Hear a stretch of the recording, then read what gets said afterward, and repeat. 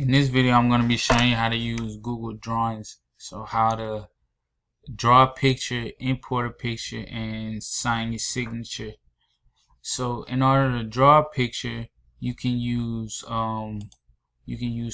Scribble, which I use, or you can use lines, arrows, and the rest of the options that's given.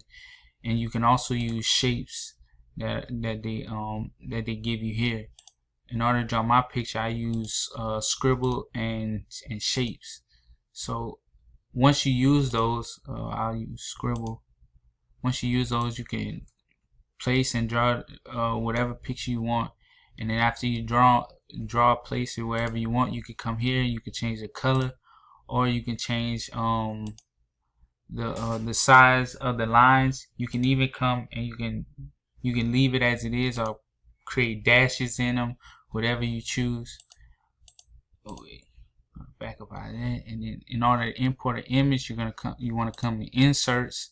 You go to image. You can upload one from your computer, or you can go to drives, photos, or you could take one. But I use the web.